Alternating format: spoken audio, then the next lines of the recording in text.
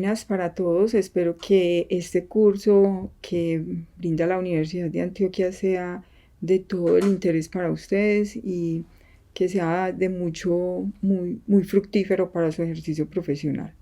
Entonces, ahorita vamos a hablar de una entidad que es absolutamente frecuente o de un grupo de entidades que es absolutamente frecuente, que son las enfermedades de la vía aérea. Cuando hablamos de enfermedades pulmonares en pediatría, hablamos de enfermedades de la vía aérea, del parénquima pulmonar, enfermedades vasculares, enfermedades del control central de la respiración, enfermedades musculares, y de todas esas, el grupo de enfermedades más frecuentes son las enfermedades de la vía aérea. ¿Listo? Entonces, ¿por qué hablar de este síndrome que es como una canastica donde uno mete un poco de diagnósticos? Entonces, no es correcto en una historia clínica poner diagnóstico síndrome broncoobstructivo, porque eso es como decir tos, ¿cierto? O decir síndrome sibilante, ¿no? Porque eso no es un diagnóstico, sino que es una aproximación clínica, ¿cierto? Entonces tenemos que el síndrome broncoobstructivo es un grupo de enfermedades que generan obstrucción de las vías aéreas medianas y pequeñas por inflamación y o broncoespasmo y aumento de las secreciones producido por múltiples etiologías que varían, que pueden revertir con el tiempo con el tratamiento y que la mayoría de las veces se presenta en menores de 2 años. Entonces, como dijimos, es un grupo de entidades, es un síndrome donde usted mete muchos diagnósticos: asma, displasia, disquinesia ciliar primaria, fibrosis quística, inmunodeficiencias, pero de todo ese síndrome lo que estamos diciendo es varias entidades que enferman la vía aérea. ¿Listo? ¿Por qué los niños son tan propensos a tener enfermedades de la vía aérea? Primero, porque tienen una vía aérea de menor diámetro, porque tienen más resistencia a la vía aérea, porque tienen unos poros interbronquiales como los poros de Kohn o los poros de Langerhans o los poros dentro de los bronquiolos, que son los poros de Martin, en mucha menor cantidad, lo que hace que la circulación del aire en forma colateral sea menor y tenga más formación de atelectasias. Músculo liso se extiende hasta las vías aéreas periféricas, lo que incrementa la resistencia de las vías aéreas periféricas. El diafragma es más horizontal, más fatigabilidad de los músculos, mayor resistencia a las vías aéreas superiores y una caja torácica que es más inestable porque tiene un menor volumen corriente. Entonces, digamos que hay unos factores fisiológicos que intervienen o que hacen más propicio que los pacientes pediátricos tengan enfermedad de la vía aérea. Entonces yo tengo un aumento en la resistencia porque las vías aéreas se vuelven de menor diámetro por una bronquiolitis, por una asma, ¿cierto? Entonces tengo una resistencia aumentada, un diámetro menor de la vía aérea, aumento en las secreciones, broncoconstricción, edema de la mucosa, y todo esto junto lleva a hiperinsuflación pulmonar, falla respiratoria, colapso cardiovascular y muerte. Digamos que la caja torácica es una economía de espacio, ¿cierto? O sea, si una de las estructuras se crece en forma importante, la otra estructura le toca volverse más pequeña porque hay una estructura que es cerrada, que es la caja torácica. Entonces, cuando yo tengo un pulmón que está muy aumentado de tamaño, los vasos, como las cavas, por ejemplo, les toca disminuir el volumen intravascular de esas cavas y todo ese volumen llega a la aurícula derecha, que desplaza el septum hacia el lado izquierdo, y el volumen de eyección del ventrículo izquierdo se ve afectado. Y por eso entonces tenemos ese colapso cardiovascular que se comporta como un taponamiento. ¿En quiénes? Un taponamiento cardíaco. ¿En quiénes? En pacientes con una crisis asmática severa, una bronquiolitis grave, una displasia broncopulmonar exacerbada. Bueno, en todas esas condiciones que enferman los bronquios, que hacen que el volumen intravascular sea muy grande, y eso lleva entonces a alteraciones de la parte cardíaca. Entonces, ¿qué hace que los niños tengan mayor presencia fuera de la parte fisiopatológica? La herencia, el hecho de tener historia familiar de enfermedades que afecten la vía aérea, la inmadurez inmunológica y la inmadurez de las estructuras aumentan el riesgo de enfermedad de la vía aérea. el tabaquismo prenatal y postnatal aumenta el riesgo de tener vías aéreas más estrechas, más pequeñas, menor desarrollo porque hay más hipoxemia. Entonces, la contaminación ambiental es un factor que es bien importante para la presencia de infecciones recurrentes, incluso desde la exposición prenatal. Entonces no es solamente la contaminación ambiental en el periodo postnatal, sino en el prenatal. La hipertensión arterial durante el embarazo, que también disminuye el desarrollo de la vía aérea, el bajo peso al nacer y la prematuridad. La ausencia de lactancia materna y las infecciones previas por virus respiratorio sincitial o por metaneumovirus o por adenovirus que pueden generar enfermedades de la vía aérea muy graves como la bronquiolitis obliterante. Pero virus como el rinovirus pueden generar reactividad de la vía aérea tiempo después de la enfermedad. O sea, no solamente en el momento agudo de la enfermedad, sino después. La presencia de alergias específicas, o sea, de sensibilizaciones alérgicas específicas a ácaros, humedades, descamación de animales, bueno, y la asistencia temprana a guarderías aumentan ese riesgo de infecciones tempranas, lo cual lleva al riesgo de enfermedad persistente de la vía aérea. ¿Cuáles serían los síntomas de estos niños que tienen enfermedad de la vía aérea? O sea, ese síndrome. Muchas enfermedades y cuáles son las manifestaciones. Tos, que puede ser húmeda o seca, depende de la causalidad. Usualmente las secas son más por reactividad, por alergia, por postviral, ¿cierto? O sea, más por fenómenos alérgicos. En cambio, las toses húmedas son más secundarias a broncorrea. Tendríamos, por ejemplo, los pacientes con fibrosis quística, disquinesia ciliar primaria, bronquiolitis obliterante, que tienen formación de bronquiectasia, ¿cierto? Entonces, digamos que la tos es el, síntoma cardinal. Expiración prolongada, sibilancias, sonidos musicales de tono alto, principalmente expiratorios, los signos de atopia, características físicas que puede tener el paciente, sobre todo en asma, signos de dificultad respiratoria, quejido, taquipnea, retracciones costales o taquipnea y dificultades para alimentarse. Puede ser una causa de la enfermedad de la vía aérea, pero también puede ser una consecuencia de la dificultad respiratoria, ¿cierto? Entonces, tener trastorno de la deglución, por ejemplo, puede ser secundario a enfermedad de la vía aérea agudizada. Cuando yo tengo una frecuencia respiratoria mayor de 60 e incluso mayor de 80, debo suspender la vía oral por el riesgo de aspiración.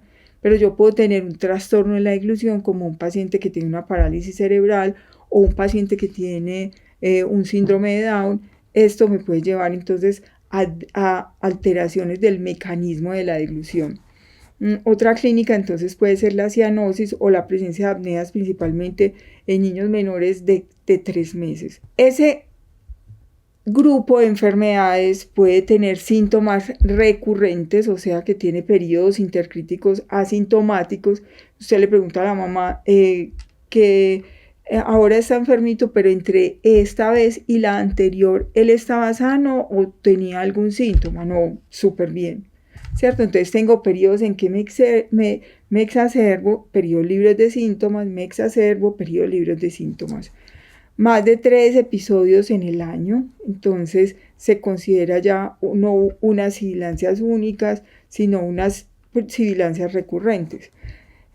Síndrome broncoconstrictivo persistente, entonces sería el paciente que tiene síntomas de agudización, pero síntomas entre las crisis, ¿cierto? Entonces síntomas persistentes con exacerbación. Entonces, si él le da la tos normal, la tos de siempre, por ejemplo, dice la mamá, la tos de siempre, pero ahorita sí está como más enfermo, ¿cierto? Entonces tengo periodos de exacerbación con periodos libres de síntomas. Siempre cuando tengo ese paciente que tiene ese grupo de enfermedades que afectan la vía aérea o la enfermedad de la vía aérea, me tengo que preguntar si es persistente o es recurrente, pero además tengo que preguntarme, ¿afecta a otros sistemas? ¿Afecta al estado nutricional? ¿Mejora con el tratamiento? Entonces, ¿afecta a otros sistemas? ¿Tengo compromiso solo pulmonar o tengo compromiso en otras áreas del pulmón, del cuerpo. Tengo compromiso de senos paranasales, otitis recurrente, diarreas, deposiciones abundantes con grasa, brotes en la piel, o sea, tengo otros sistemas comprometidos. El estado nutricional es súper importante. Cuando un niño con asma puede tener baja talla, pero no es lo usual, y puede tener baja talla porque tenga otras alteraciones. Ejemplo, un niño con asma que tenga una insuficiencia renal crónica, que tenga una acidosis tubular renal, van a ser niños que son de talla baja, ¿cierto? Pero el asma no va a ser la causa de la talla baja. Entonces, si yo tengo un niño con enfermedad de la vía aérea y tiene talla baja, sin una justificación por otros motivos o por otros diagnósticos, lo más probable es que ese paciente no tenga asma y tenga que buscar en diagnósticos diferenciales otra causalidad del asma, otra causalidad de la enfermedad de la vía aérea. Mejora con el tratamiento. Muchas veces nos quedamos con ese sello mágico que es beclometasona de 50 microgramos 2 puff cada 12 horas, salbutamol en crisis y loratadina. Y pensamos que eso es como para todos los pacientes que tengan enfermedad de la vía aérea. Pero hay que tener en cuenta que es posible que yo tenga un paciente con asma leve, ¿cierto? Y tenga ese tratamiento y ese tratamiento que puede ser muy acorde, teniendo en cuenta que es la mayoría de los pacientes. Pero puede ser de que yo tenga, ejemplo, niña de 9 años que consulta porque tiene 150 consultas por crisis de asma, 33 hospitalizaciones, 3 ingresos a la UCI, 2 fallas ventilatorias y un neumotórax a tensión bilateral. Entonces yo tengo una gravedad del asma muy alta, pero tengo un tratamiento que no corresponde a su nivel de gravedad. Entonces mejora con el tratamiento, puede que sea asma, ¿cierto? Pero no corresponde su nivel de tratamiento con el nivel de gravedad del paciente.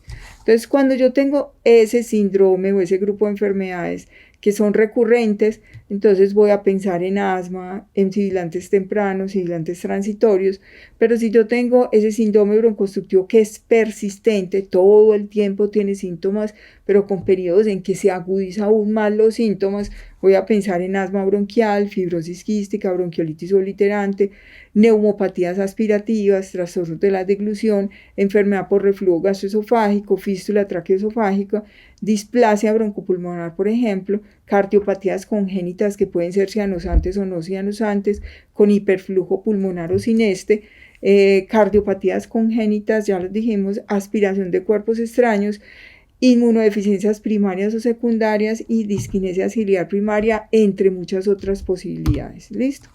Pero entonces cuando hablábamos de enfermedades de la vía aérea, lo más frecuente es asma, ¿cierto? Entonces no todo lo que sirve es asma, pero si sirve, piensa en asma. ¿Por qué? Porque es lo más frecuente. Pero cuando eso se sale de esa normalidad o esa respuesta adecuada al tratamiento, tenemos que pensar en otras posibilidades. ¿Cómo se define asma entonces? Es un desorden inflamatorio crónico de las vías aéreas por un aumento de la celularidad y elementos celulares que lleva a una inflamación crónica con aumento de la hiperreactividad de las vías aéreas que lleva a episodios recurrentes de sibilancias, disnea y tos o presión torácica, particularmente en la noche o en la madrugada y usualmente asociados a obstrucción variable de la vía aérea que revierten en forma espontánea o con el tratamiento y que llevan a remodelación de la vía aérea. La remodelación de la vía aérea es un fenómeno que se da teniendo o no teniendo tratamiento. Lo que pasa es que la remodelación es mucho más lenta si yo tengo un buen control de la enfermedad, así yo no tengo control del asma. Entonces digamos que un alergeno llega a la vía aérea y las células dendríticas reconocen ese alergeno, hay una presentación antigénica, las células T reconocen ese alergeno como un extraño, se produce interleuquina 3 que se ubica en las superficies de los mastocitos y ante una nueva aparición de esas células de ese alergeno, por ejemplo el polen, se ubican en la superficie de esta inmunoglobulina E, lo que lleva a degranulación y exposición de la histamina y todos los productos pues, que hay dentro del mastocito. Pero eso suena como un proceso muy fácil, pero en realidad el asma es un proceso muy complejo, de un proceso inmunológico muy complejo, donde podemos clasificar el asma como atópica, no atópica, eosinofílica, no eosinofílica, o sea, es una entidad supremamente compleja y posiblemente cuando estamos ante la palabra de asma también estamos ante una palabra que significa síndrome, ¿cierto? Porque ahí van a estar todas las enfermedades que comprometen la vía aérea, ¿listo? Que son secundarias a fenómenos alérgicos o no alérgicos, pero enferman la vía aérea con reversibilidad. Entonces yo puedo tener exposición al cigarrillo, pólenes, PM2.5, PM2, PM10, perdón, que son partículas de contaminantes ambientales, los alergenos, el ozono, bacterias, virus, que producen unos cambios significativos y un reconocimiento por las células dendríticas y todo un fenómeno inflamatorio que es sistémico. O sea, cuando yo tengo enfermedad, tengo asma, tengo un fenómeno inflamatorio sistémico. O sea, puedo tener también compromiso nasal, ocular, del esófago, puedo tener esofagitis eosinofílica, puedo tener compromiso en piel, ¿cierto? O sea, ese fenómeno alérgico es un fenómeno sistémico y que lleva a todos estos cambios en el pulmón. Entonces, en la superficie de la vía aérea, entonces lleva a una pérdida de células epiteliares, o sea, y esto hace que se expongan más a nuevos alergenos y haya nuevas sensibilizaciones con el tiempo. Aumento en la producción de moco, hay un engrosamiento de la membrana basal, hay un aumento de los miofibroblastos y de los fibroblastos, lo que hace lo que se denomina se denomina remodelación de la vía aérea, hiperrespuesta del músculo liso, exposición de las terminaciones nerviosas, lo que también puede generar una respuesta de la vía aérea sin que sea una respuesta alérgica. ¿Y cómo se ve la vía aérea normal?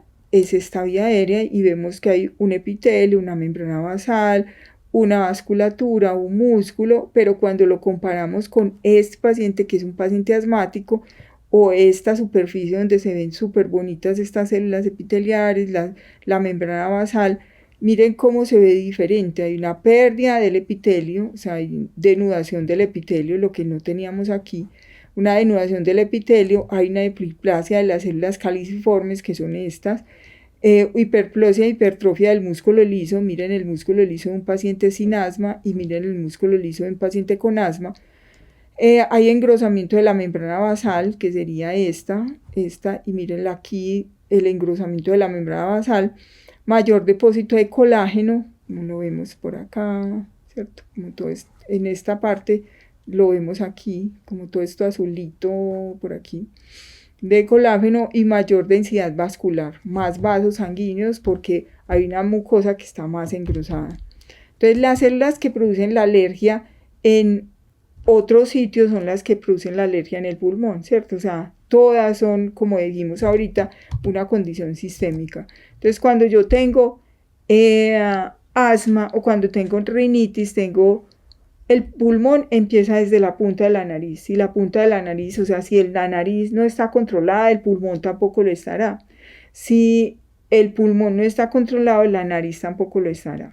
Entonces, cuando yo necesito control de los pulmones, necesito que la nariz también esté controlada. Entonces no es solamente mandar tratamiento para la parte pulmonar, sino mandar tratamiento o evaluar la necesidad de tratamiento de otras áreas como la nariz. Entonces, cuando yo tengo rinitis alérgica, tengo edema, tengo síntomas húmedos que serían edema y engrosamiento, o tengo síntomas secos como sería prurito y rinorrea.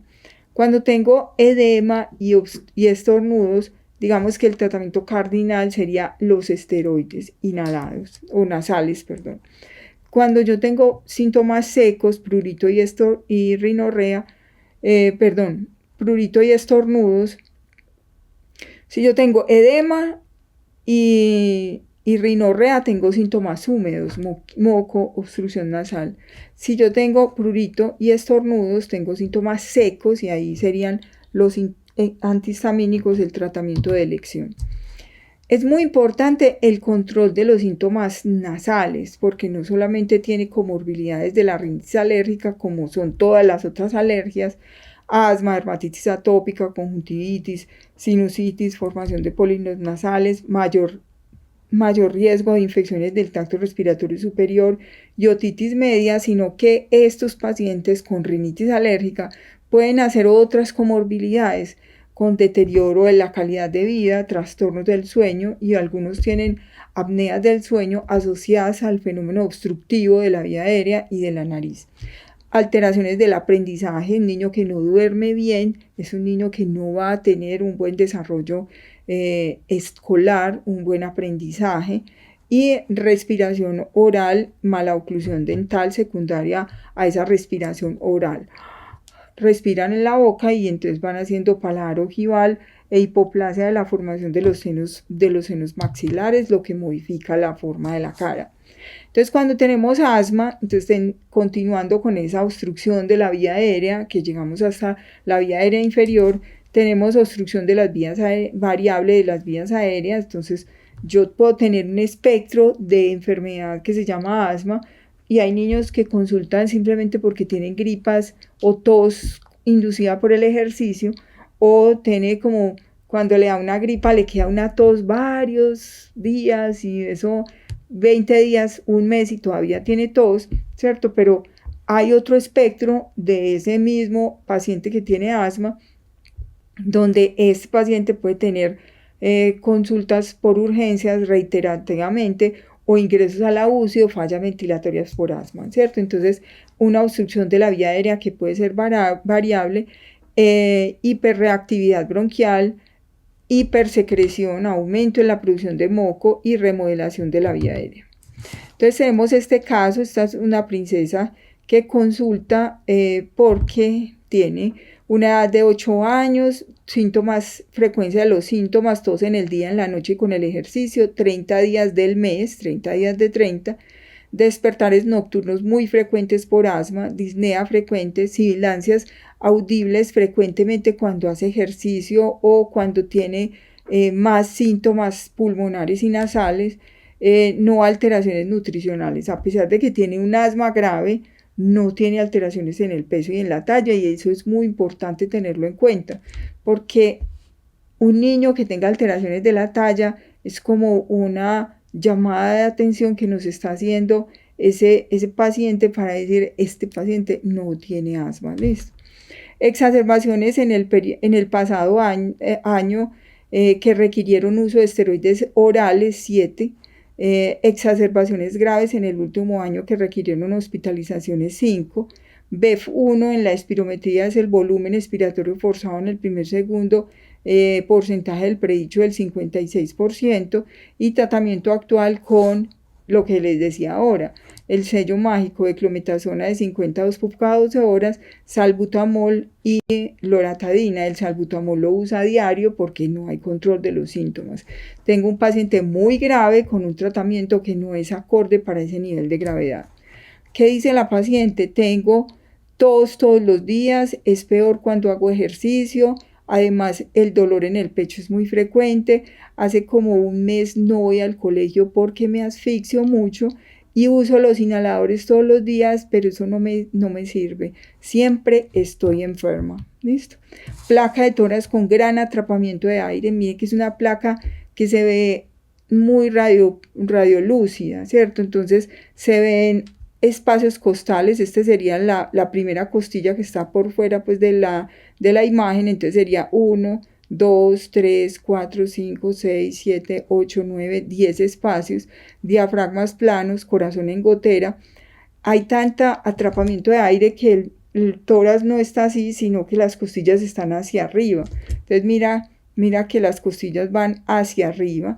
¿Listo? Entonces el tórax es tan amplio arriba como abajo, lo que te está hablando de signos de atrapamiento de aire, pero se ve como un parénquima pulmonar limpio. ¿Listo? Que es una diferencia muy importante con otras placas que vamos a ver ahorita, donde el paciente que no tiene asma tiene imágenes que pueden ser muy diferentes.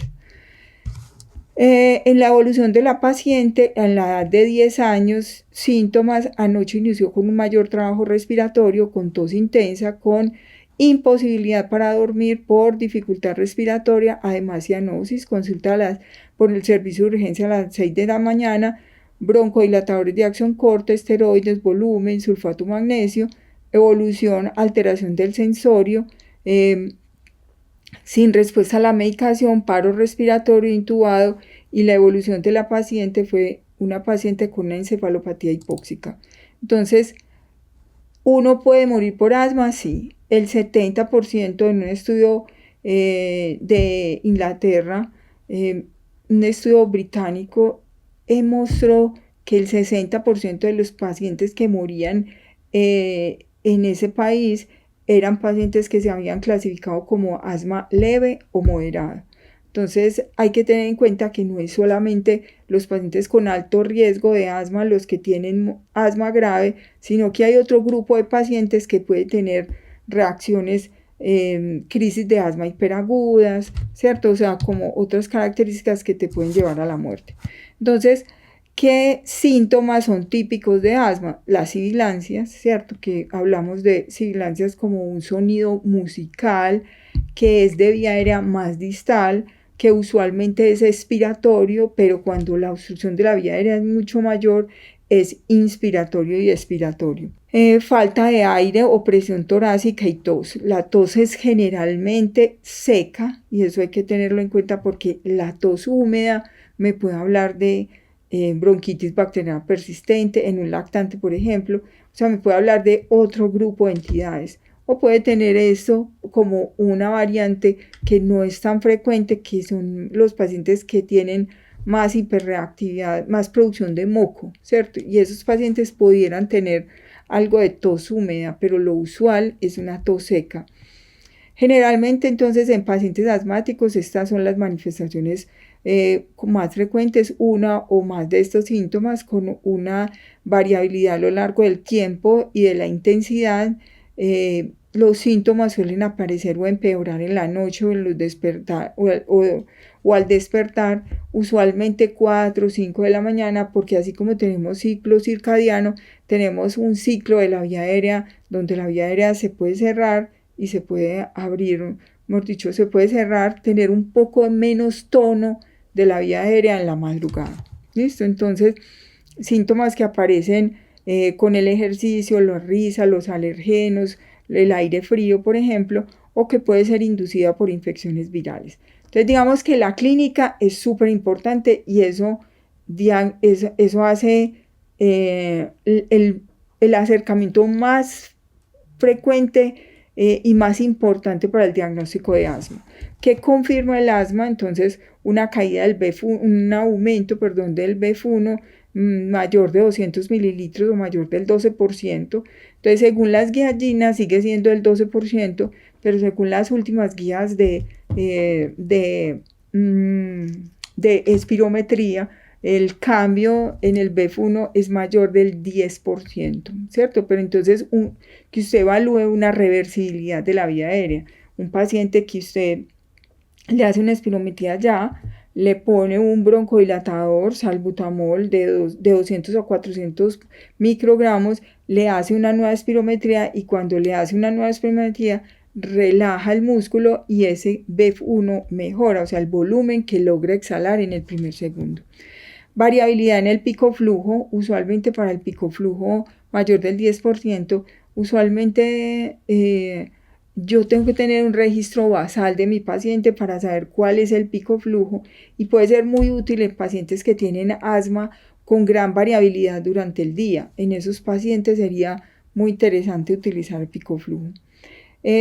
También puedo, entonces siempre espirometría cuando la vamos a pedir, es una espirometría pre y post broncodilatadora. No sirve espirometría solita, porque si usted no pide post broncodilatador, no logra evaluar la reversibilidad de la vía aérea. Hay pacientes que pueden ser pacientes muy graves, ¿cierto? Entonces hay un momento en que uno puede confundirse entre lo que es un paciente con una bronquiolitis obliterante, que es una cicatriz en la vía aérea y tiene un patrón obstructivo severo o moderado, pero sin respuesta al broncodilatador, y el paciente que tiene tanta inflamación por el asma que cuando le hacemos la espirometría no tiene reversibilidad. Entonces ese paciente es un paciente candidato a un ciclo de esteroides, por lo menos a la semana, y realizar nuevamente una espirometría con respuesta al broncodilatador para evaluar esa reversibilidad de la vía aérea. También podríamos, en ese paciente que tiene una espirometría normal, sin reversibilidad de la vía aérea, con clínica sugestiva de asma, pedir una prueba de broncoprovocación, que puede ser una broncoprovocación con ejercicio o con metacolina. Entonces ahí evaluamos lo contrario. Yo tengo el paciente con una espirometría basal y lo expongo al ejercicio o lo expongo a la metacolina y luego hago una nueva espirometría y espero que caiga más del 10%, ¿cierto? Entonces, con ese cambio del broncodilatador, entonces con ese cambio, con el estímulo, estamos hablando de que este paciente tiene una prueba de provocación positiva. Entonces, evaluar para el diagnóstico de asma qué características tienen las crisis. Entonces, yo puedo tener crisis de asma hiperagudas o crisis agudas. Entonces, el paciente que tiene crisis hiperagudas son crisis que el paciente viene bien y de pronto se expone a un alergeno para el cual está sensibilizado, y luego de esa exposición empieza con síntomas que son muy importantes y son frecuentes, ¿cierto? Entonces, que son muy importantes. Entonces, pero esa instauración de los síntomas se da en menos de 4 horas. Usualmente el paciente hace más broncoespasmo, ¿cierto? Entonces, por eso la rapidez de los síntomas son mucho mayores. Desaparecen rápidamente y cuando se instaura el tratamiento desaparecen rápidamente. Son los pacientes que más se mueren por asma, son los pacientes que más ingresan a la UCI, hemorragias conjuntivales, hemorragias cerebrales secundarias a la hipoxemia. Y los otros que son las crisis agudas que se instauran en días, ¿cierto? Ayer empezó como con una gripita y hoy empezó como con tos, con dolor en el pechito y luego le silba el pecho y tales, ¿cierto? Entonces, hay un tiempo de instauración. Este paciente tiene más un fenómeno inflamatorio de la vía aérea, usualmente responde mucho mejor al esteroide, pero pues el broncodilatador hace parte, pero digamos que necesita más tiempo para resolverse. Ingresan menos a la UCI y se genera menos mortalidad porque el tiempo de instauración de los síntomas es un tiempo, digámoslo, un poco más prolongado. La gravedad de los episodios, entonces no es lo mismo un paciente que ha ingresado al menos una vez a la UCI que un paciente que reiterativamente ingresa a la UCI o un paciente que nunca ha ingresado a la UCI por asma, ¿cierto? Entonces, el ingreso a la UCI en una sola oportunidad me está confiriendo riesgo alto de muerte por asma, ¿cierto? Entonces, es un factor a tener en cuenta para el diagnóstico, pero también para el seguimiento posterior. Periodos intercrisis, ausencia o no de síntomas, eventos precipitados o agravados por cosas ambientales, o sea, el paciente que es alérgico a la proteína de la leche de vaca y toma leche y empieza con silbido, con dolor abdominal, o sea, con compromiso más de 2 sistemas, tiene una anafilaxia, ¿cierto? Pero su manifestación puede ser más importante pulmonar. Listo, entonces, como que me desencadenan los síntomas que tengo ahora. Desarrollo de la enfermedad, o sea, yo empecé en la edad más grandecito a tener síntomas o desde pequeñito tengo síntomas. Cómo ha sido pues como la evolución de la enfermedad. El impacto de la enfermedad, como en esta niña que no puede ir a estudiar por la condición de la vía aérea, o es un niño que vive su vida normal y no tiene ningún problema. Y la historia personal o familiar de enfermedades asociadas que me puedan hacer pensar de pronto que estamos ante asma porque toda la familia tiene algún síntoma de alergia o que estamos ante condiciones diferentes de la vía aérea. Entonces yo tengo el paciente que tiene síntomas respiratorios, entonces me tengo que preguntar, ¿los síntomas son típicos de asma? Entonces, si no son típicos de asma, no es una tos seca, el paciente tiene una alteración de la talla, el paciente tiene expectoración, sobre todo antes de los 5 años. Ese paciente me tengo que preguntar, venga, ¿hay más antecedentes o pruebas para descartar diagnósticos alternativos? Porque el diagnóstico de asma no está como tan claro.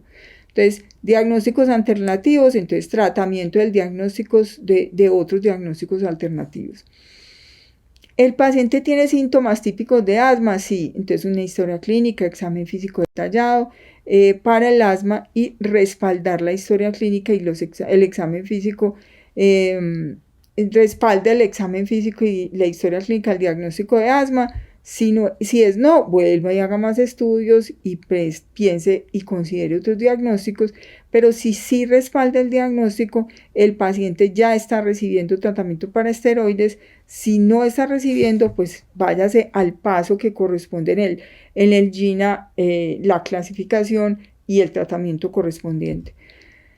Si está recibiendo ya tratamiento, venga, ese tratamiento que está recibiendo es acorde con la gravedad de los síntomas que manifiesta el paciente, entonces vámonos al tratamiento específico. Y si hay como una respuesta, pues como, digamos, como un diagnóstico poco probable, pero no corresponde a otra enfermedad, digamos, no poco probable, sino como dudas como en el diagnóstico, pero pareciera que fuera asma, inicie un esquema de tratamiento y evalúe la respuesta. Entonces, ¿qué es lo que hay que evaluar en el paciente? Entonces,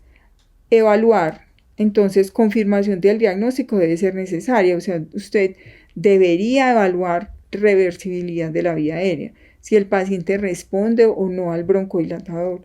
Si el paciente responde al broncodilatador, tiene asma. Así la espirometría sea normal. Si la respuesta es mayor del 12%, el paciente tiene asma. Entonces, confirmar el diagnóstico, control de los síntomas y factores de riesgo modificables, condiciones ambientales, humedades, fumadores, contaminación ambiental dentro de lo posible. Control de las comorbilidades, entonces obesidad, entonces acordemos que yo puedo tener un asma alérgica y puedo tener un asma no alérgica secundaria a la obesidad, entonces esto se potencia y genera una mayor gravedad de los síntomas. Puedo tener rinitis alérgica que no he controlado, puedo tener un síndrome sinobronquial, ¿cierto? O sea, controlar las condiciones que no están controladas, las comorbilidades. La técnica para el uso de los inhaladores y la adherencia al tratamiento. Se está haciendo el tratamiento, la dosis que está haciendo es la acorde con la gravedad del paciente y la recomendada por el médico. Repítame cómo es que se hace la técnica, ¿cierto? Muéstreme cómo usa el inhalador, ¿listo? Entonces, luego ajustar el tratamiento según el control. Venga, el tratamiento de factores de riesgo modificables y comorbilidades, estrategias no farmacológicas, control de las cosas ambientales, los medicamentos para el ajuste de las crisis de asma y del tratamiento de mantenimiento y la educación y formación en habilidades y ejercicio. Un paciente con asma, la mayoría de las veces le dicen, no haga ejercicio porque si usted tiene asma, no haga ejercicio porque usted tiene asma, ¿cierto? Mejora la función pulmonar y puede disminuir la gravedad de algunos síntomas cuando el paciente está controlado. ¿Y qué vamos a revisar? Entonces, a evaluar, ajustar y revisar síntomas, exacerbaciones, efectos secundarios, función pulmonar y satisfacción del tratamiento del paciente con el tratamiento. Entonces, no, es que a mí este inhalador me es muy molesto coger la inhalocámara y tal, pues como todo el proceso de la inhalocámara. Entonces miremos, evaluemos si este paciente podemos cambiarlo por una terapia combinada, por ejemplo, ¿cierto? De polvo seco. Entonces, como evaluar con el paciente las preferencias y la forma de uso. Yo lo estaba haciendo 6 veces al día, pero para el paciente es muy difícil hacerse un inhalador 6 veces al día. Posiblemente si le doy otra dosis u otro tipo de tratamiento vaya a ser mejor. Entonces, siempre estos tratamientos están dirigidos por grupos de edades. Entonces, en los pacientes adultos y adolescentes mayores de 12 años, entonces, síntomas menores, entonces digamos que hay una vía inicial, controladora y de rescate, pero puede haber una alternativa. Entonces, los síntomas menores de 4 a 5 días a la semana Síntomas menos de 4 a 5 días de la semana, considerar terapia combinada a una dosis baja, ¿cierto? Y reevaluar. Síntomas mayores en la mayoría de los días y despertares nocturnos por asma una vez a la semana o más, considerar terapia combinada modificando la dosis de mantenimiento, o sea, en forma permanente y no solamente en los momentos de exacerbación. Síntomas diarios y despertares nocturnos por el asma una vez a la semana o más, y función pulmonar baja, entonces terapia combinada de mantenimiento y dosis intermedias, y considerar el uso adicional de antileucotrienos. Si paso al paso 5, entonces considerar el uso de terapias como el omalizumab, terapias ya otro tipo de terapias como terapias biológicas que pueden controlar el asma. Entonces, esas tablitas yo creo que son parte de lo que uno debería tener como en el consultorio, ¿cierto? Porque no todos los pacientes se manejan de la misma forma. Pero hay una alternativa si los síntomas son menores de 2 veces a la semana, esteroides siempre que toma el broncodilatador, o si los síntomas son 2 veces al mes o más, será al mes. Si estos son 2 veces al mes o más, pero menos de 4 o 5 días a la semana, entonces esteroide de mantenimiento a bajas dosis, y así sucesivamente. Entonces va a depender de la gravedad y de la presencia de síntomas el tratamiento que voy a instaurar.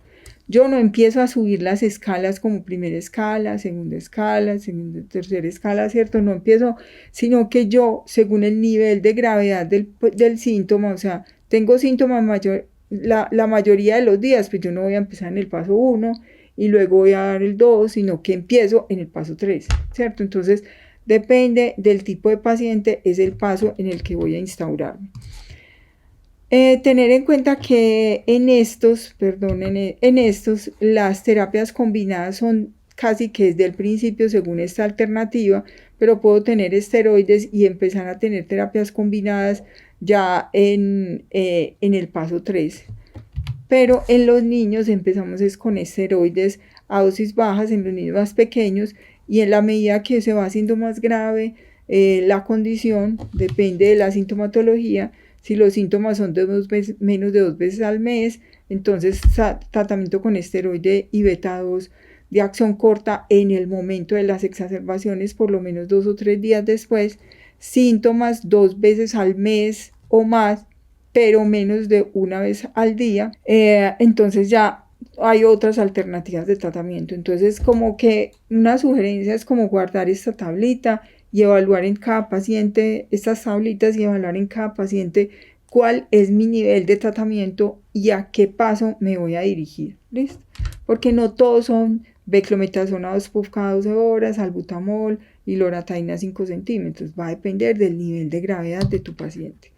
Y esto nos lleva a las dosis en niños mayores de 12 años y niños de 6 a 12 años. Mire que las dosis pueden ser muy importantes. Cojamos la que está en el post, que es la beclometasona. Entonces miren que en adolescentes, en estos niños pueden ser dosis bajas de 200 a 500, dosis intermedias de 500 a 1000 y dosis altas más de 1000. Sin embargo, en niños de 6 a 11 años, las dosis bajas son de 100 a 200, intermedias de 200 a 400 y dosis alta más de 400. Entonces, también es una sugerencia para tenerlo en cuenta cuando decimos que utilizamos dosis bajas o utilizamos dosis medias o utilizamos dosis altas. Bueno, entonces para el control de los síntomas, o sea, yo ya dije, este paciente tiene asma, este paciente tiene reversibilidad, por clínica tiene asma, este paciente tiene reversibilidad de la vía aérea y tiene alteración o no del BF1, del volumen expiratorio forzado. Este paciente corresponde a tal paso de tratamiento y le voy a dar determinado tratamiento según el paso en el que yo dije, ¿cierto? Entonces está en el paso 3, le doy una terapia combinada, dosis medias o dosis altas. Entonces luego viene a mi control y en ese momento yo voy a evaluar el control de los síntomas. Entonces para evaluar el control de los síntomas me tengo que hacer estas 4 preguntas. Venga, los síntomas en las últimas 4 semanas presentó síntomas diurnos más de 2 veces a la semana, ¿sí o no? ¿Algún despertar nocturno debido a asma, sí o no? Necesidad en las últimas semanas, 4 semanas, de estados de acción corta más de 2 veces por semana, sí o no, y alguna limitación de la actividad física debido al asma, sí o no. Entonces, ninguno, estoy regio, súper bien controlado. Parcialmente controlado, tengo 1 o 2 de estos síntomas, o no controlado, tengo 3 a 4 de estas preguntas contestadas en forma positiva. Ahí me tengo que reevaluar y venga, el diagnóstico es correcto, tengo comorbilidades no controladas, tengo condiciones medioambientales controladas y tengo la técnica inhalatoria y el uso del inhalador está siendo correcto, lo estoy haciendo solamente cuando tengo síntomas o lo estoy haciendo todos los días. Entonces, evaluar factores de riesgo al momento del diagnóstico y de forma periódica. Medir el BEF1 al inicio y después por lo menos entre 3 a 6 meses. Listo, entonces medicamentos. Entonces pueden haber algunas cosas que pueden generar o decirte a este paciente va a tener menor control del asma. Es probable. Cuando tengo un asma tan grave que me lleva a exceso de uso de betados de acción corta, ¿cierto? Salbutamol. Entonces, el hecho de utilizar un inhalador de salbutamol por mes me está diciendo que ese paciente está muy mal controlado y tiene alto riesgo de muerte por asma. Pero no porque el salbutamol lo vaya a matar, sino porque yo no tengo suficiente control de mi enfermedad de base que tengo que utilizar broncodilatador en forma frecuente. Comorbilidades, entonces si yo tengo obesidad, si tengo rinosinusitis crónica, si tengo enfermedad por reflujo, si tengo una alergia alimentaria confirmada, la presencia de ansiedad, depresión o embarazo aumentan, las posibilidades de exacerbación del asma. La exposición al tabaco, exposición a alergenos, contaminación ambiental, grandes problemas socioeconómicos, digamos que somos el producto de lo que respiramos, lo que comemos y lo que pensamos, ¿cierto? Y se han visto cómo entonces tenemos unas poblaciones más contaminadas, por lo que lleva más problemas de asma, tenemos un consumo de más preservativos y más cosas dentro de la dieta que no son naturales y tenemos sociedades más violentas o sociedades muy violentas que llevan y se ha demostrado como países, lugares donde tienen más violencia intrafamiliar o violencia en la sociedad, se aumenta el número o la incidencia de crisis de asma. Entonces el BEF1 bajo al momento del diagnóstico o en su proceso de la enfermedad está diciendo que tengo una enfermedad de la vía aérea mucho más grave, especialmente cuando es menor del 60% o cuando tengo marcadores de inflamación de tipo 2, cuando tengo eosinófilos elevados o tengo un FeNO alto a pesar de tratamiento con corticoides, o sea, no se controla adecuadamente la inflamación. O factores de otro tipo que son factores independientes para asma grave y para posible muerte por asma, y es haber estado intubado o estar en un servicio de cuidados intensivos por asma y haber tenido una o más exacerbaciones graves en los últimos 12 meses. Entonces, factores de riesgo para limitación al flujo de aire, no solamente para tener asma o tener asma grave, sino que el BEF1, o sea, la función pulmonar pueda estar alterada. Entonces, antecedentes de partos pretérminos, bajo peso al nacer, mayor aumento de peso en el lactante. Los niños obesos tienen más riesgo de alteración de la función pulmonar. Hipersecreción de moco crónica, falta de uso de corticoides de control de la enfermedad o el uso de muchos ciclos de esteroides sistémicos porque te están hablando de muchas exacerbaciones por asma. Exposición al humo del tabaco, sustancias químicas nocivas, exposición o exposiciones ocupacionales. Y humo del tabaco no es solamente el cigarrillo, son los vapeadores, es la marihuana, ¿cierto? Entonces tenemos los fumadores de primera mano, que es el que fuma, de segunda mano, que es el que está al lado del que está fumando, y de tercera mano, que es cuando usted pasa y dice, ve, estaban fumando, ¿cierto? Entonces, en el ambiente se quedan unas partículas y eso puede generar el mismo proceso inflamatorio de la vía aérea. En los niños, el cigarrillo puede generar reactividad de la vía aérea, así como en los adultos, y un fenómeno inflamatorio de la vía aérea que es muy importante, generando pues reactividad. Exposiciones complementarias como exploraciones complementarias, BF1 bajo, eosinófilos en esputo o en sangre. Factores de riesgo para efectos secundarios con la medicación incluyen sistémicos, uso frecuente de corticoides sistémicos, de esteroides sistémicos. Entonces tengo más riesgo de osteopenia, osteoporosis, tengo más riesgo de redistribución de la grasa, de problemas de la inmunidad, ¿cierto? Uso crónico de corticoides inhalados a dosis altas. Hay que evaluar esos pacientes que tienen corticoides a dosis muy altas, el cortisol, porque pueden hacer una insuficiencia suprarrenal. Los esteroides inhalados usualmente no generan estos problemas de la suprarrenal, pero si yo tengo dosis muy altas que se suman a las dosis nasales, es probable que yo tenga un problema adicional. Y digamos que otro de los efectos pues para mal control del asma en la parte funcional es que yo tenga una mala técnica de uso de los inhaladores. La mayoría de los niños asmáticos tratados con esteroides inhalados a bajas dosis, si tienen una técnica adecuada y una buena adherencia, tienen una buena respuesta al tratamiento. Entonces la mayoría de los niños son paso 1 y paso 2. Ya. Si se sale de ese control, usted tiene que preguntarse, venga, si será que tiene asma, condiciones ambientales, factores del paciente como rinitis alérgica, o sea, comorbilidades, técnica inhalatoria. Entonces me tengo que estar preguntando como otras posibilidades. Si tiene buena evolución, entonces estos pacientes usualmente tienen evolución, pero es un error muy importante no preguntarse, venga, ese paciente que no se controla, ¿por qué no está funcionando el tratamiento? Entonces es un error continuar sin evaluaciones adicionales que me permitan hacer un diagnóstico diferencial. Investigación entonces del paciente que no se controla por el asma.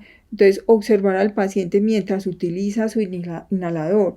Es importante que lleve el inhalador a la consulta y muéstreme cómo está usando el inhalador. O sea, ustedes no se imaginan las cosas que hemos visto después de haberle explicado. Por ejemplo, a este paciente se le mandó una terapia combinada, Rapidhaler, por ejemplo, que es un inhalador de la misma forma del inhalador de dosis medida, o sea, el salbutamol. Pero no le dieron ese, sino que le entregaron Turboheller, ¿cierto? Que es el de polvo seco. Entonces, el paciente coge la inhalocámara, pone el Turboheller aquí, hace trun trun y luego hace... O sea, no está entrando nada a la vía aérea porque el Turboheller, o sea, el polvo seco no necesita inhalocámara, ¿cierto? Entonces, o sea, no es posible hacerlo con inhalocámara. Entonces, es muy importante evaluar cómo está haciendo el tratamiento. Conversar sobre la adherencia, sobre los obstáculos al uso de los medicamentos. O sea, ser adherente no es una condición fácil. Porque ser adherente implica incluso no solamente saber que es importante hacerse el tratamiento, sino que implica incluso la personalidad del paciente. O sea, yo ya me siento bien, yo creo que ya dejemos eso así. No, el doctor me dijo que quitara eso. ¿Cuál doctor? No, pues el doctor, ¿cierto? Entonces, continuar con el tratamiento es supremamente importante en el tiempo y eso es parte de lo que hace uno cuando hace un seguimiento adecuado.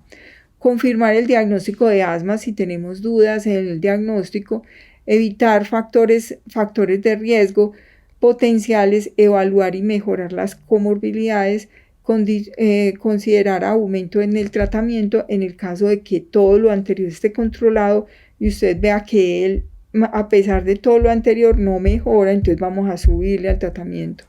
Derive a un paciente al especialista o a una clínica de asma grave si usted ve que a pesar de subirle el tratamiento, usted ve que no hay control de los síntomas. Entonces volvemos a esta parte, a esta gráfica que ya vimos anteriormente y vemos que el tratamiento del asma, pues ya esto por este lado no fue. Entonces vamos a buscar tratamientos para alternativas o diagnósticos alternativos. ¿Cuándo sospechar que no es asma? ¿Cierto? O sea, cuando usted dice, ese paciente que tiene una enfermedad de la vía aérea, no parece que fuera asma. Entonces, primero, síntomas desde el nacimiento del periodo neonatal. Entonces, no, es que él tose desde que nació. Ejemplo, niña que en ese momento está hospitalizada, que se la pusieron a la mamá acá y empezó a toser. Tiene una enfermedad intersticial, ¿cierto? Entonces, síntomas desde el nacimiento, eso no es asma. Hay que pensar en otra cosa, como que fibrosis quística, disquinesia axilar primaria, displasia broncopulmonar, malformaciones pulmonares. Historia familiar de enfermedades respiratorias inusuales. No, es que él tenía una enfermedad de los pulmones y casi no crecía. Sí, es que él expectoraba mucho, ¿cierto? Entonces, considerar fibrosis quística, tuberculosis, displasia broncopulmonar, enfermedades neuromusculares. Enfermedades graves del tracto respiratorio superior, otitis a repetición, sinusitis a repetición, poliposis nasal. Entonces, considerar inmunodeficiencias, disquinesia axilar primaria. Tos húmeda persistente, o sea, un paciente que tiene broncorrea, usualmente tiene que pensar en otra cosa, no es asma. Puede que tenga asma asociada a el 50% de los pacientes con fibrosis quística tienen asma, ¿cierto? Pero puede tener una fibrosis quística, unas bronquiectasias de otro origen, bronquitis bacteriana persistente o prolongada, trastornos de la deglución, inmunodeficiencias, disquinesia ciliar primaria. Entonces, mire que yo por los síntomas puedo estar pensando, este paciente se me sale del contexto de lo que es normalidad. Entonces, disfagia o trastornos de la deglución, malformaciones de la vía aérea, disnea acompañada de mareos y hormigueos, pacientes con trastornos de ansiedad o trastornos de pánico, estridor inspiratorio, patologías laríngeas o traqueales, voz o llanto anormal, entonces patologías laríngeas, o sea, niño que tenga tiraje supraesternal, piense que ese paciente tiene algo en la vía aérea superior, ¿cierto? O en la vía aérea o en la tráquea, ¿cierto? Entonces hay que considerar como otras posibilidades. Signos torácicos focales, alteraciones congénitas del desarrollo, bronquiolitis obliterante, bronquiectasias de otros orígenes. Acuérdense que bronquiectasias son dilataciones irreversibles de la vía aérea y yo puedo tener por fibrosis quística o por otras entidades. Ahorita ampliamos un poquito más esa parte. Tuberculosis, hipocratismo digital, fibrosis quística, bronquiectasias y retardo en el desarrollo pondoestatural, fibrosis quística, inmunodeficiencias, enfermedad por reflujo, entre muchas otras cosas. Las preguntas, y pues como que no me canso como de repetírselas y espero que esto quede como muy claro dentro de esta charla, es que si yo no me controlo, si el paciente no se controla, es un error seguir mandando beclometasona, salbutamol y loratadina. Hay que reevaluar el paciente, hay que rehacer la historia.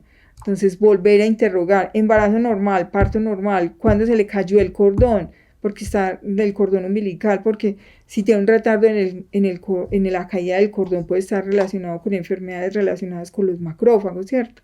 Si yo tengo retardo en el meconio, si puedo tener un hisprum, podría tener un retardo en la evacuación del meconio, podría tener una fibrosis quística como manifestación inicial. Entonces, pensar si el diagnóstico de asma es correcto, pensar si tengo comorbilidades con síntomas similares, si tengo factores agravantes medioambientales no controlados y si tengo incumplimiento de los planes terapéuticos propuestos. ¿Listo? Afecta a otros sistemas, afecta al estado nutricional, mejora con el tratamiento, repensárselo siempre. Entonces, muchos de esos cuadros persistentes estamos ante síndrome broncoobstructivo persistente. De secundario A, síndrome broncoobstructivo persistente no es un diagnóstico, es una cajita donde metemos muchos diagnósticos y de ahí vamos a sacar lo que corresponde más probablemente. Entonces, si tenemos ese persistente, podrían ser algunas de estas entidades que ya hemos hablado. También hay que tener diagnósticos diferenciales dentro de los que serían en las vías aéreas superiores. Yo puedo tener un silbido, como un sonido, y ese sonido no ser tan claro como el estridor, que es un sonido rudo, usualmente inspiratorio, si es de la vía aérea extratorácica, pero puede ser bifásico si es de la vía aérea extra e intratorácica, en la tráquea, por ejemplo. Entonces, en las enfermedades que generan algún sonido que podría parecerse a una sibilancia, en las vías aéreas superiores, laringomalacia, parálisis de cuerdas vocales, fenómenos obstructivos. En la obstrucción de las vías aéreas más grandes puede generar traqueomalacia, broncomalacia, estenosis traqueal o bronquial, anillos vasculares o membranas laríngeas, cuerpos extraños en tráquea y en bronquios, y en esto quiero resaltar que los cuerpos extraños en la vía aérea generan cosas extrañas, ¿cierto? O sea, no todos se van a manifestar de la misma forma. Adenopatías y tumores, como este paciente que tiene un gancho en la vía aérea y tiene una telectasia completa del pulmón izquierdo, ¿cierto? Y una hiperinsuflación del pulmón derecho. Obstrucción de las vías aéreas pequeñas, enfermedades aspirativas, bronquiolitis obliterante, fibrosis quística, displasia broncopulmonar, disquinesia ciliar primaria, cardiopatías congénitas, inmunodeficiencias primarias o secundarias. Entonces, o pacientes como este que tiene una malacia de la vía aérea donde se ve una compresión del bronquio, ¿cierto? Entonces, en este paciente que tiene enfermedad de la vía aérea, la manifestación puede ser que tiene compromiso de la tráquea. Entonces yo puedo tener alteración del drenaje de las secreciones y tener una traqueomalacia que lleva a esta disminución de la luz del bronquio, por ejemplo.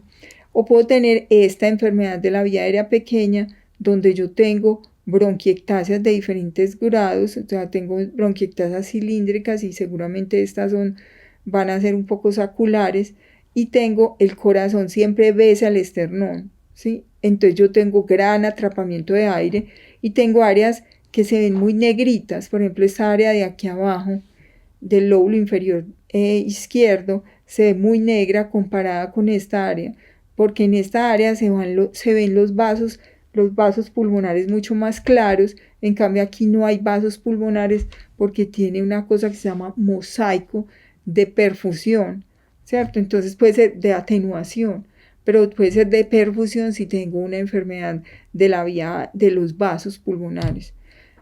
Entonces, en este caso, paciente de 11 años que tiene antecedentes personales, a los 5 meses tuvo una bronquiolitis con una hospitalización por 1 mes, luego tuvo síntomas frecuentes de tos crónica, húmeda, estrudor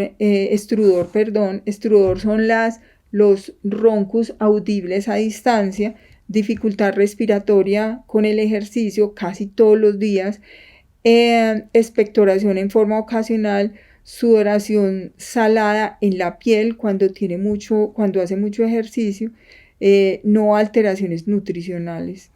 Entonces, en el examen físico tiene un aumento del diámetro anteroposterior con crépitos finos bilaterales e hipocratismo digital. Entonces, mire que yo ya tengo como una suma de cosas. Este paciente fue tratado para asma toda la vida sin mejoría, pero siguió sin mejoría toda la vida, ¿cierto?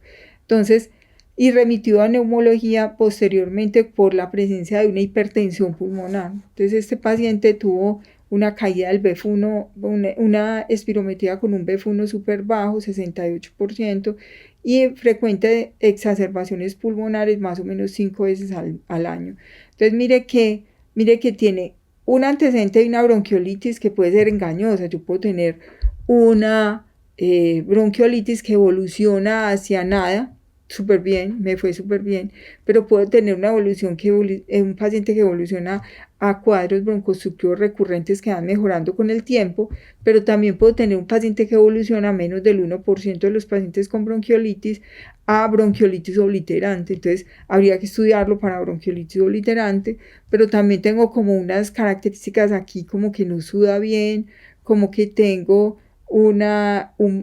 tengo pelos en el alambre, en el peso, más que pelos en el alambre, se quedó en el alambre porque tiene un índice de masa corporal para la edad menor de 2, ¿cierto? Entonces ya estoy diciendo que tengo mucho componente nutricional y tengo hipocratismo digital, aumento del diámetro entero-posterior y crépitos como compromiso alveolar finos bilaterales, con muchas exacerbaciones y mucha caída del BEF1. O sea, este paciente no tiene asma, hay que estudiarlo para bronquiolitis obliterante, hay que estudiarlo para disquinesia ciliar primaria, posiblemente una inmunodeficiencia, pero fibrosis quística puede ser una alternativa muy importante.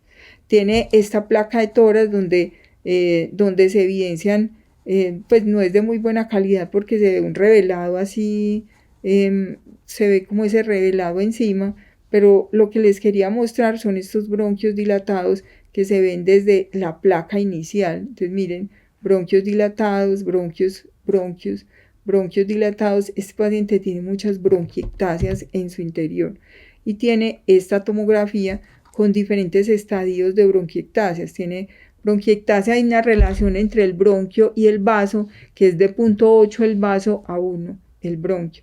O sea, para tenerlo pues como más claro, de 1 a 1, pues. Entonces una relación de 1 a 1 y esa relación de 1 a 1 se pierde en estos bronquios. Mire que este bronquio es más grande significativamente que el vaso, lo mismo en estos. En este pues ni se diga, este es el vaso y este es el bronquio, ¿cierto? Entonces hay una pérdida de la relación y eso es irreversible, con algunos bronquios con tapones de moco en el interior. ¿Listo? Entonces tengo una enfermedad de vía aérea. Eso es lo que puedo concluir hasta ahora. Entonces, ¿cuáles son los diagnósticos o los posibles diagnósticos para este paciente? Una fibrosis quística podría ser, una inmunodeficiencia. También puedo tener una inmunodeficiencia con manifestaciones de enfermedad de la vía aérea y usualmente las inmunodeficiencias de tipo humoral, digamos, son las más frecuentes que generan alteración pulmonar significativa.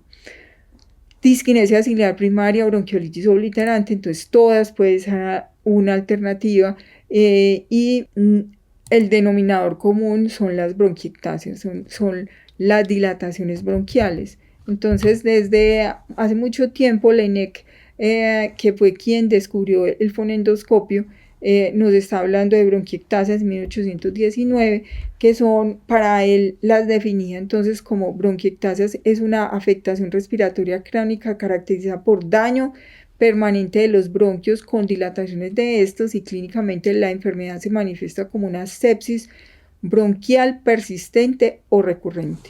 Entonces, en esta publicación de 1932 también se hablaba de lo que son las bronquiectasias, que es el copioso esputo fétido, marcados síntomas constitucionales, siendo una enfermedad debilitante, responsable de la morbilidad significativa. Los pacientes tienen tos persistente, expectoración crónica, infección torácica recurrente y una mala calidad de vida, que es lo que es un paciente con bronquiectasias. Entonces, la definición de bronquiectasias, entonces, como vemos en esta placa, gran atrapamiento de aire. Mire, la primera costilla es esta, la segunda costilla es esta, o sea que este sería el primer espacio. Tengo un espacio, la tercera costilla sería esta, entonces tengo un espacio, 2, 3, 4, 5, 6, 7, 8, 9, 10 espacios.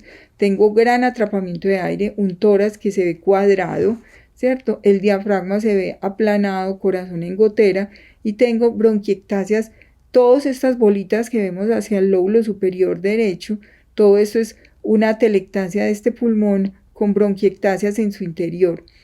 y se ven algo de bronquiectasias hacia estos lados. Entonces son dilataciones anormales e irreversibles del árbol bronquial causadas por la destrucción de los componentes elásticos y musculares de la pared bronquial.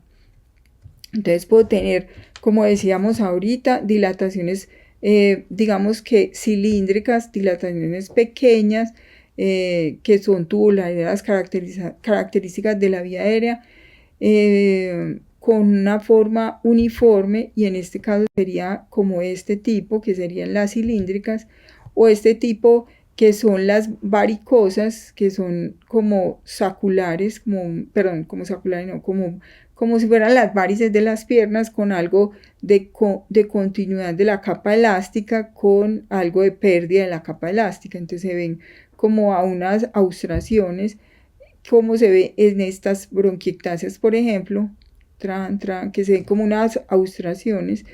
Y los otros pacientes serían, los otros tipos de bronquiectasias serían las saculares, que son sacos completos que se llenan de pus. Por ejemplo, miren este que se ve acá, y en su interior está lleno de secreciones. Entonces estas, por ejemplo, miren esta, por ejemplo, que aquí son sacos donde se ha perdido totalmente la estructura. Entonces,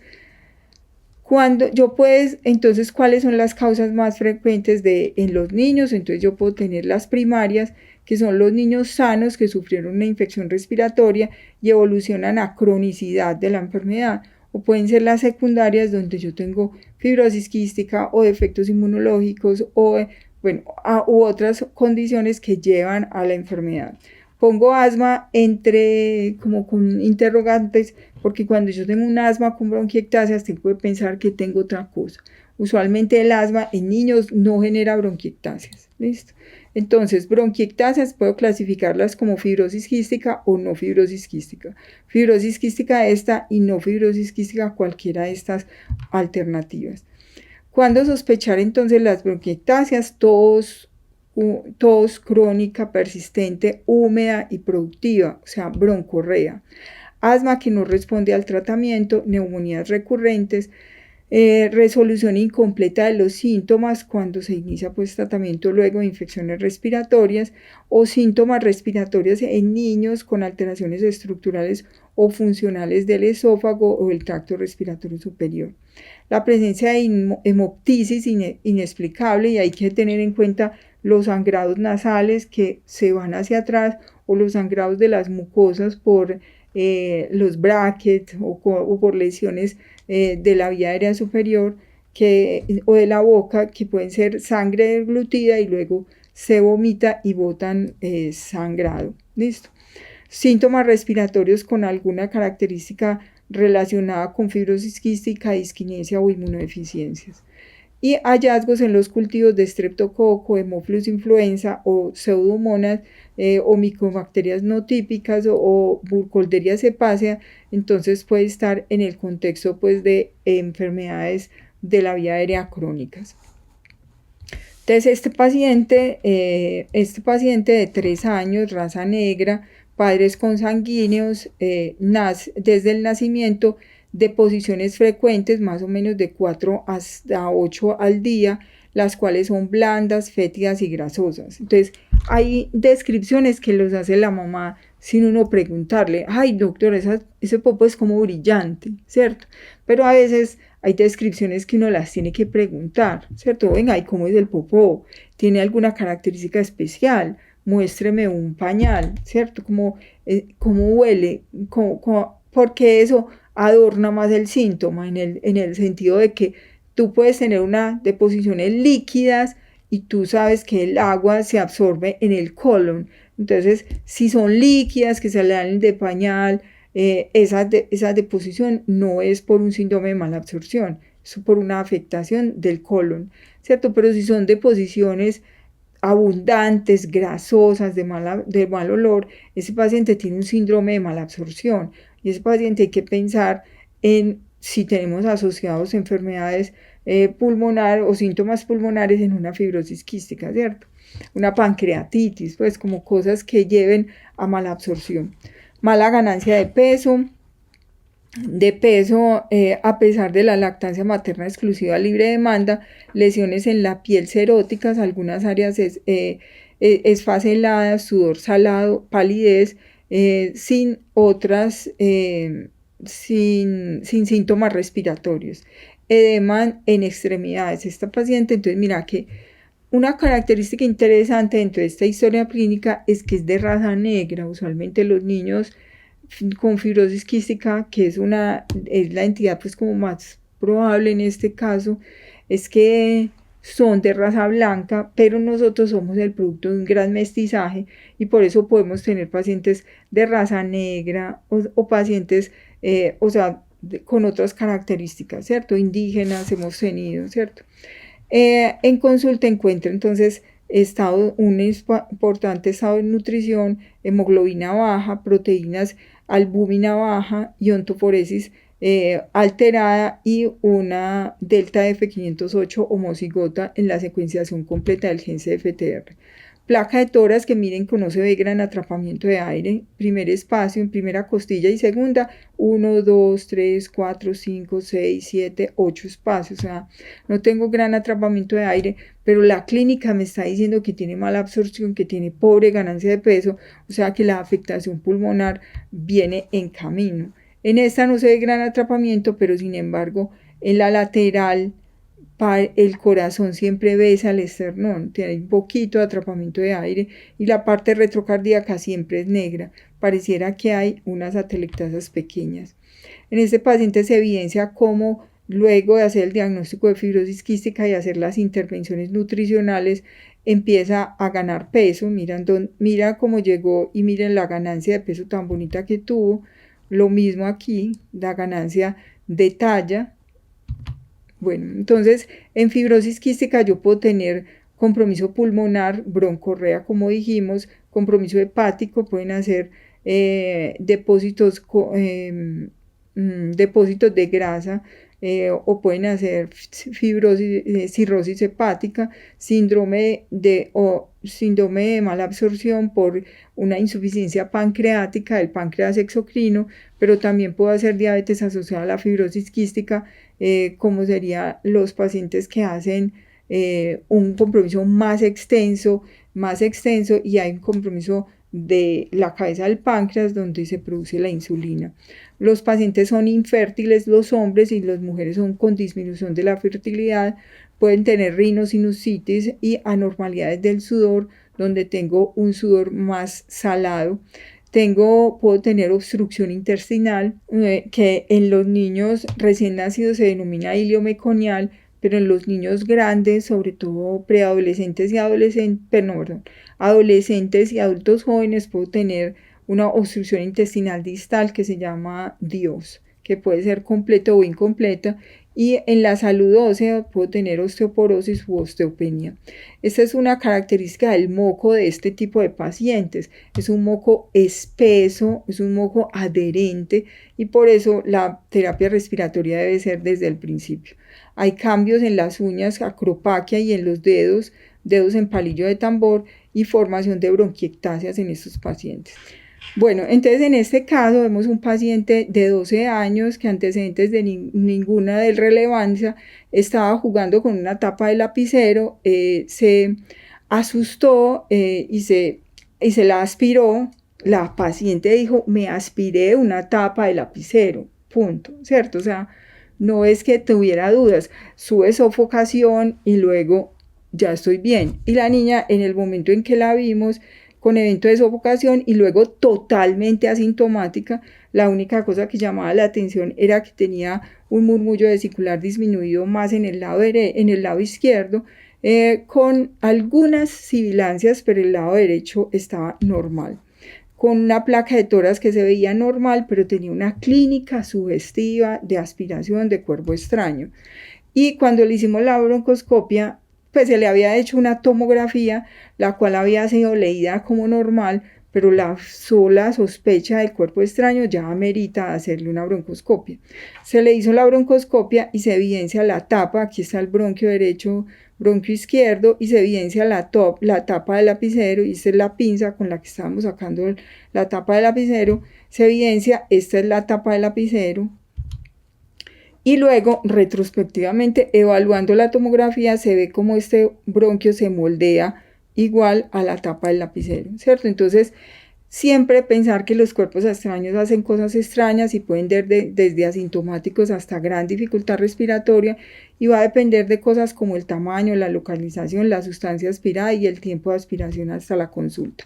Podemos tener cosas tan evidentes como esta, entonces donde puedo tener episodios de muerte en el momento de la aspiración o tener problemas de neumonía recurrentes. Entonces vemos este paciente tiene un cuerpo extraño enclavado en el bronquio fuente derecho con hiperinsuflación de este pulmón, o este paciente que hizo atelectasia de este pulmón completo que es el derecho, o este paciente que hizo una atelectasia laminar, o este que es evidente pues que tiene un cuerpo extraño en la vía aérea, o este paciente que no es evidente la obstrucción pero tiene historia de obstrucción de la vía aérea.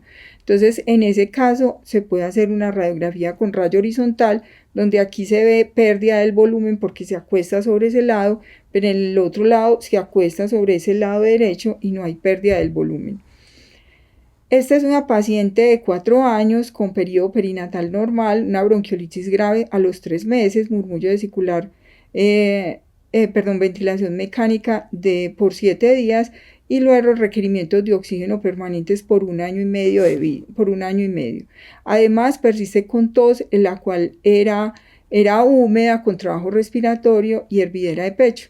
Saturación límite en la clínica actual, con persistencia de la tos, hervidera de pecho, murmullo vesicular disminuido en forma generalizada con roncus, crépitos y sibilancias difusas bilaterales y modificación de la caja torácica. Hospitalizaciones más de 20 por crisis de asma, ¿cierto? Entonces ahí tenemos que tiene un paciente que tiene un pulmón parénquima como sucio, una silueta cardíaca que se ve grande, pero porque el paciente está acostado, y se ve en la tomografía áreas de mosaico y bronquiectasias. Este paciente tiene una biopsia pulmonar que se hace con una coloración de tricromo, donde se ve esta coloración que se ve como grisecita, y se ve unos pólipos que protruyen a la luz de la vía aérea. Este paciente tenía una bronquiolitis obliterante. Entonces, para el diagnóstico de bronquiolitis obliterante, yo tengo que tener el antecedente perinatal normal, periodo libre de síntomas posteriormente, infección viral grave, insuficiencia respiratoria crónica, ausencia de otras enfermedades que justifiquen ese cuadro clínico y exámenes complementarios compatibles con la enfermedad, rayos X de tórax o tomografías que comprueben la presencia de enfermedad de la vía aérea, hipoxemia persistente, requerimientos de oxígeno y patrón obstructivo grave. ¿Qué se modifica? La clínica, la radiografía, la histopatología y la función pulmonar y la gasimetría. Entonces tengo paciente con gran atrapamiento de aire, con bronquiectasias. Este paciente tenía una bronquiolitis obliterante secundaria a una inmunodeficiencia. O este paciente que hizo una bronquiolitis, hizo colapso del pulmón izquierdo, una atelectasia completa del pulmón izquierdo, y el pulmón derecho hizo una herniación del pulmón hacia ese lado. Este paciente que se evidencia el mosaico, miren, esto es el pulmón normal y este es el pulmón afectado, lo que está como grisecito. Entonces, en conclusión, podemos decir, y pues dentro de lo que es enfermedades de la vía aérea pequeña, habrían muchas posibilidades diagnósticas, pero son las más frecuentes las que hay que tener en cuenta, y lo que se sale de la normalidad, de lo que se sale de lo cotidiano, siempre hay que indagar más posibilidades diagnósticas. Entonces hay muchas causas de obstrucción de las vías aéreas, en pediatría, por lo que el interrogatorio debe ser completo, con detalles que permiten dar una mejor impresión diagnóstica. El enfoque diagnóstico nos permite orientar hacia la causalidad de las entidades y orientar los posibles diagnósticos etiológicos y posibles tratamientos. Bueno, muchas gracias.